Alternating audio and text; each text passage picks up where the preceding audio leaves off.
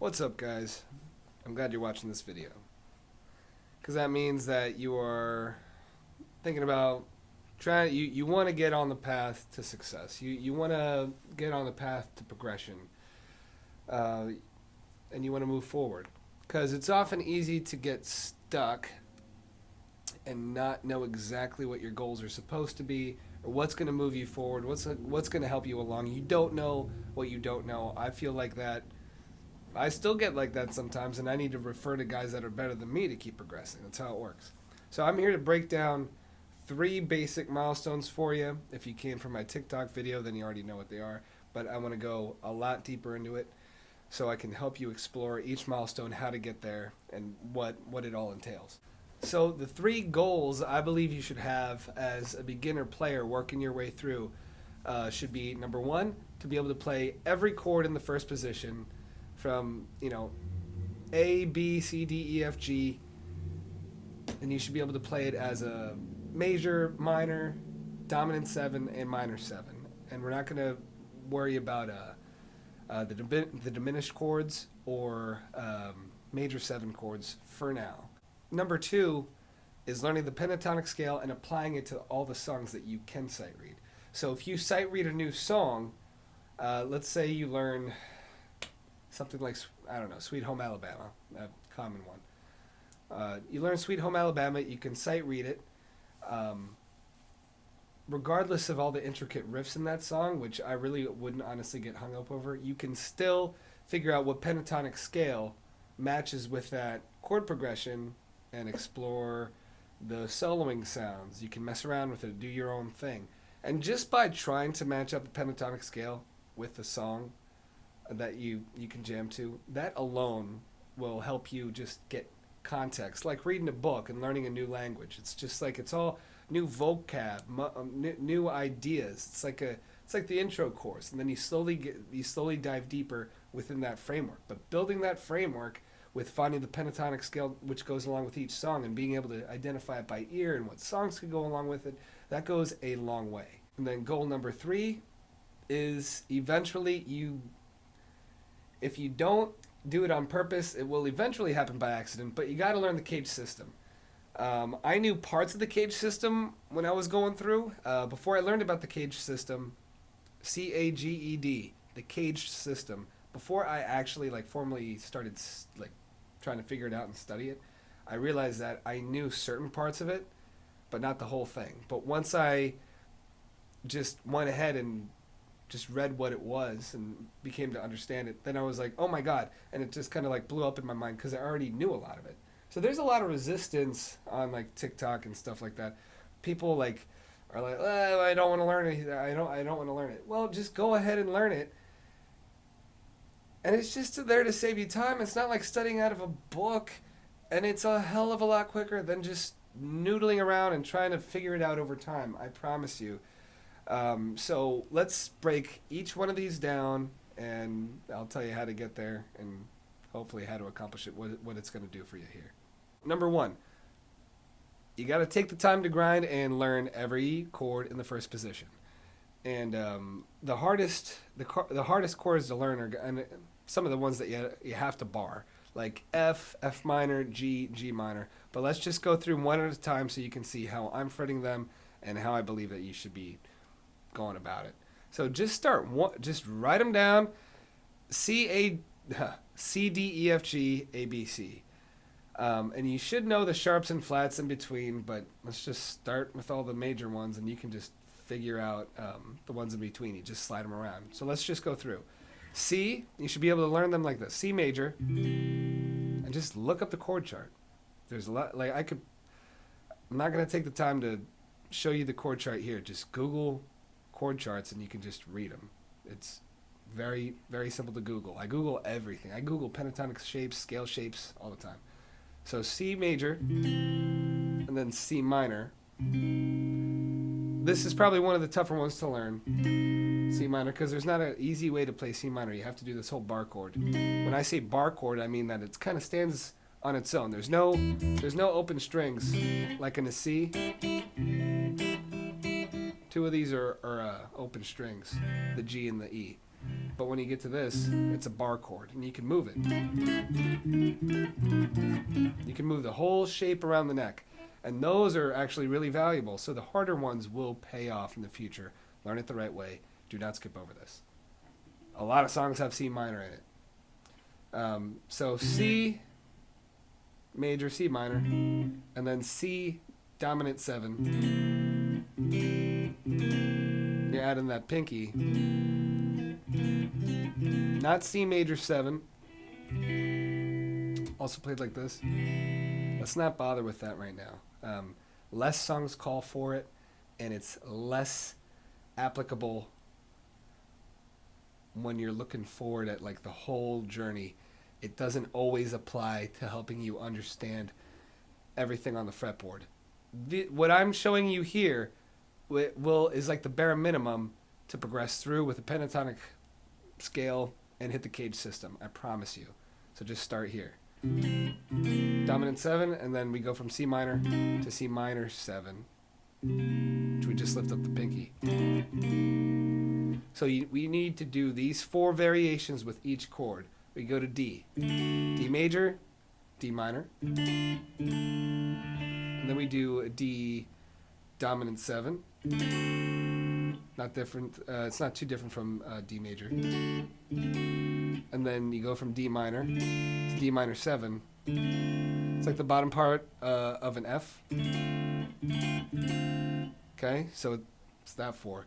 D, E, major, minor, dominant 7. You can play a couple ways. And then minor to minor 7. You just lift up that finger. It's basically a one note chord that you're fretting at least. F. Catching a little buzz on that one. F minor. F dominant 7. And F minor 7. Keep going. G. Oh, G here. G minor. Another bar chord that is very useful. Dominant 7. You can do it in several different ways for this. You can go from here. You can add one here. You can go like this. So instead of this big voicing, throw this pointer finger down here. Or similar to the F major 7, slide it on up. Just like that. And then minor 7, same as the F minor 7. But you're sliding the whole thing up. So you can see the bar chords are reoccurring. You can play them all around the neck. You can do a D minor 7 all the way up here. Set it down here. You can voice it up here. Very useful. And it will tie in directly with the cage system. So stick with me to A. You can bar it like that. You can do one of these. Whatever works. And then minor. Dominant 7. And then minor 7. Look at the chord chart. Go look at a chord chart. Go look at a chord chart. B. Bar. Bar chords. Bar chords are awesome. Bar chords are awesome. Minor. It's like the C minor, but it's down a fret. And then dominant 7. Awesome voicing. You gotta know this voicing. And then minor, minor 7. Now, as you're going through these, so a lot of those bar chords are going to be harder to fret, and you got to struggle with them. All beginners will struggle with fretting these chords at first. It's kind of like a necessity. It's a prerequisite to progressing. If it helps to put on lighter strings, thinner string, lower gauge string. I got 10s on these. 9's a little light for me, personally. A little slinky, but if you want to put on 9s, ultralight, whatever, if you just want to learn it, you will hopefully you get blisters on your fingers. I did, and it didn't last very long, and now I can't feel a thing. It's been years since I got a blister again. I went through one small phase of blisters, and it sucked, but every time I got one, I was like, that's because I played like mad long. It's kind of awesome. It's like a good feeling. Stick with the chords. Don't give up. They will be hard to fret. You can do small sections of the chords, like instead of a full F major, instead of a full one, you can just do the bottom section, little pieces, just the top. 3 strings here, 2 strings there. It's okay just to get familiar with it and start using it. That's fine. Milestone number 2, goal number 2, is to learn the pentatonic scale and start applying it to all the songs you know. So let's say the song that I wanted to learn was a little blues progression, a 1-4-5, just a simple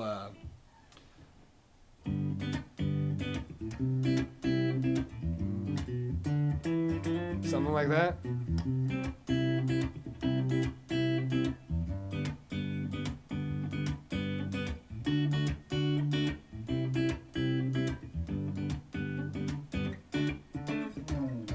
And it restarts.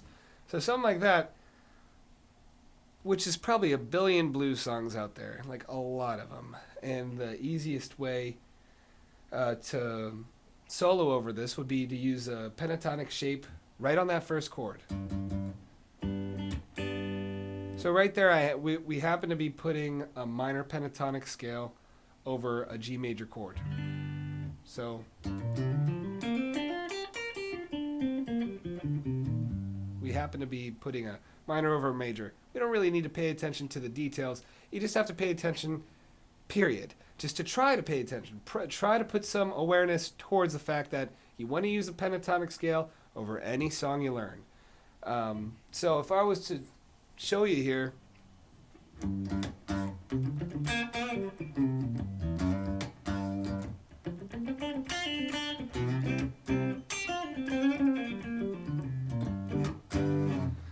just to show you the chords move, I'm putting a pentatonic scale with it. You don't have to play them at the same time. Just put on any song you like. Start simple. Start with hopefully just a 2-chord song.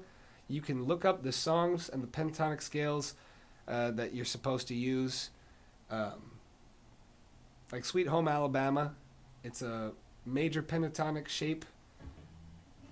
Let me show you this for example.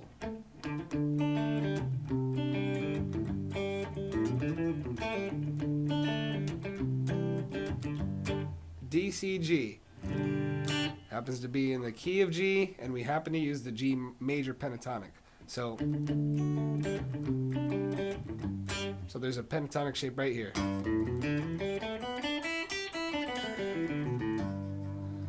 Learn that simple pentatonic shape. You can start with the first position of the first box, just the first shape here. And then eventually you can learn the other one.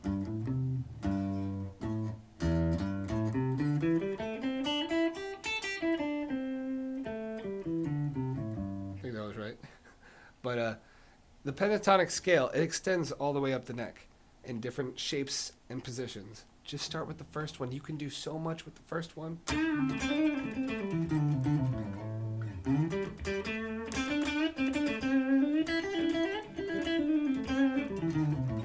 You can do a lot. I play most of my stuff in the first position to this day, and I can extend it through the neck. But the first position is just where it's at, I promise you. So just start at least trying to use that first position on any song you learn. Any song you hear. Put on something simple that's trending in the top 10 or whatever right now on Billboard, on Spotify, whatever. Just play through and try to guess where the pentatonic shape would line up with a specific song.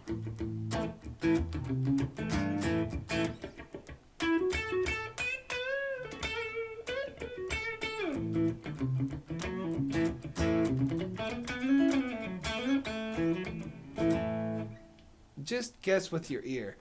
Just start noodling over songs. You can't go wrong as long as you try to start with every song. And not every song will have one pentatonic shape that'll work with it. A great number of songs you'll be using a pentatonic shape, and then the chords will change, and you'll be like, well, it doesn't really sound right anymore. Sometimes you'll find that you can switch to your pentatonic to a different position, but let's not worry about that yet. That's for number 3 when we start using the cage system. So keep working with that pentatonic scale. Bank up licks with that pentatonic scale. Use that pentatonic scale as a framework and look up videos like top 10 blues licks, top 10 rock licks, whatever you like. Learn the licks in those specific shapes pull it up on the screen.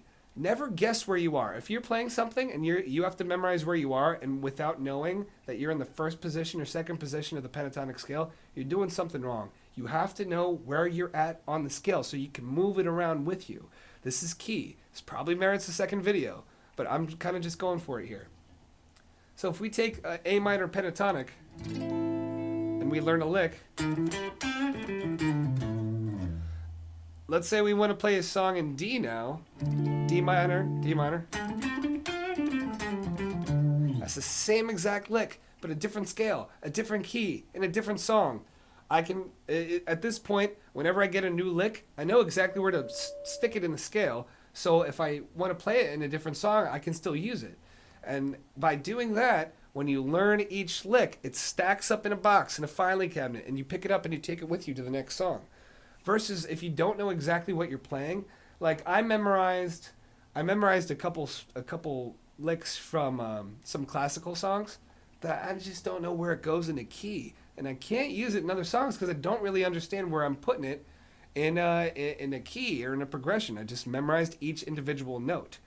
You can't put that in another song, but you can take a bend on a minor and just change the key. Same lick.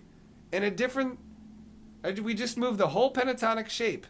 So as an example, let's say we want to just randomly noodle over ZZ Top. Is it Lagrange? I don't know how to pronounce it. And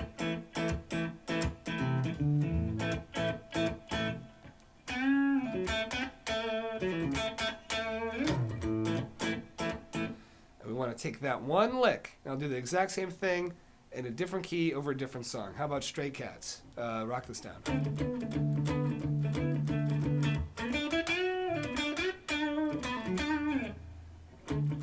It's over a D instead of an A. So we're taking the same lick, but we can play the same lick in different songs in different keys, and it still works. I just really wanted to hammer that home because that concept alone will make or break you. It can set you free.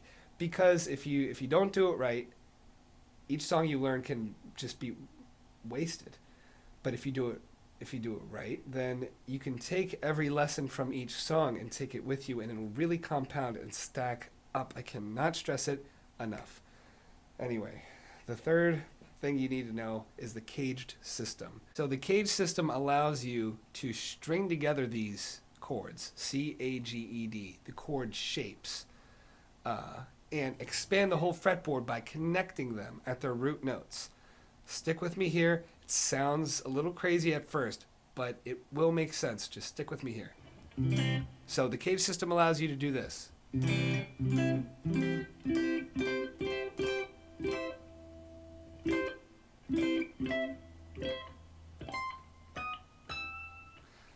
So each one of those notes I played was basically a C major chord, essentially, just in different voicings and shapes.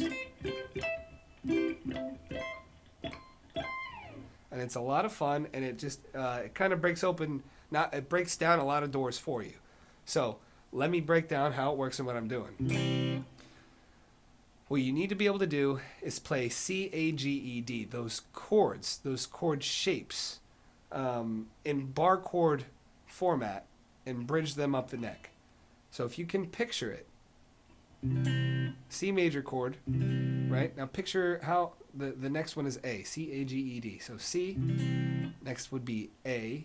But take that shape, take the A shape, and scooch it up the neck. So if we were going to scooch the A chord up the neck, move it up a fret. Can you picture this? You need to take the A root with you. So it becomes a bar chord. You're making the A a bar chord. Like if you're going to play it on the 12th fret, you got to play it like this. If it's hard to understand, I totally get it. It was hard for me to get it at first, but if you look up the cage system, like an image on Google the cage system, it'll make a whole lot more sense if you can look at it. So, but if you can play the bar chord A, but put the root of it on the C, then they connect. And they're the same shape. So again, we're taking the C and then the A. Slide up the A.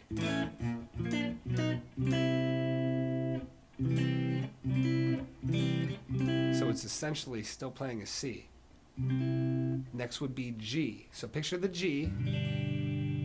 Now if you were to move the whole G up a fret with a capo, you need to be able to move it up. So just visualize it. And we're not going to play it like this. It's just to wrap your head around it, just for sake of example, theoretically. If I take the G up to here, this, believe it or not, is a C chord. So it's like this: C, A, G. Hear how they sound like they're the same? It's because they're the same notes.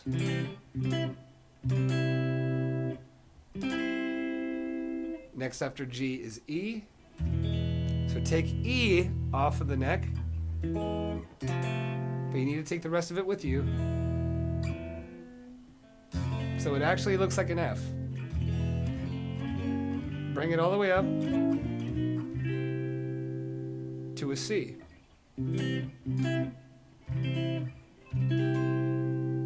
It's just another variation of a C. And you can look up each of these voicings individually. I will make a whole nother video on this concept alone if you guys find it useful. It is definitely useful. I just don't know if all you guys are prepared to be able to apply it. I'll show how you can apply it in a second. E, and then the last one is D. Take the D with you. You gotta use a weird... Let's just do it with this. Oh wait, I pass it. Down here. So that's a C. Listen.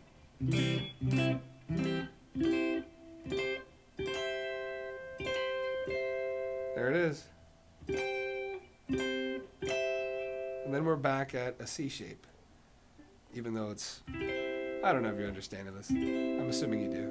Because that's the same thing as this. It's just 12 frets higher. So, the cage system connects the whole fretboard together. And if you don't understand it, you're probably not ready to learn it. But what it lets you be able to do is just that. I played a C all the way up and down the fretboard. You can do it with a G.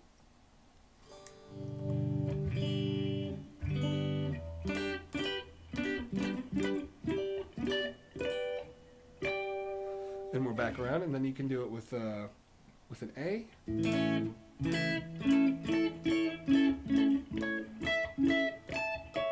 it's the same pattern. I'm just starting at a different place. So then you can just move every chord up and down. If I'm going to play a C to a G, and those are the only two chords in the song, I could go like this. To a G.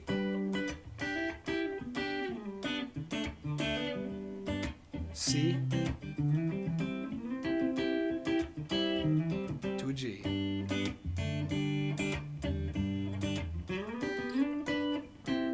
So I'm just going around on those two chords, but I'm going up and down the cage system that it mapped out so nicely. And you can just literally Google the picture of the cage system and follow it along and slide left and right like a conveyor belt.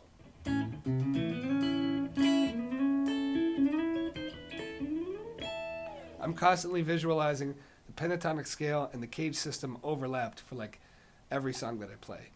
And in doing so gives you an incredible amount of understanding and analytical power to each song, and it makes it easier to memorize, and then you can play any song in any position, and it just explodes the things you can do with the fretboard on a very practical fretboard theory type level. But I think that's enough for now. If you made it this far, you're incredibly brave, and I would say that you're determined enough to become an expert very, very soon in the near future. Because if you can deal with my rants and my rambling, then you probably love the guitar just as much as I do, which is crazy. But let's put a pin in it there. Listen, watch my other YouTube videos, my breakdowns. I want to do more song breakdowns. Let me know what you guys think. If you prefer song breakdowns and you think those are more practical, if you want more theoretical lessons, let me know. You guys are watching on my YouTube, which means that you care more than the whatever 1,000 people on my TikTok that are just watching the minute clips. So please just give me feedback. I'll hear you. I'll hear your words. I'll respond to your comments, and also follow me on Instagram because every week I'm posting a new video of me playing some cool lick or some cool song that I think is really cool. For the most part, I'll be recording them right here in my rinky-dink little attic studio. So yeah, be sure to follow me and let me know what you guys think. Good luck. Stick with it. Don't quit.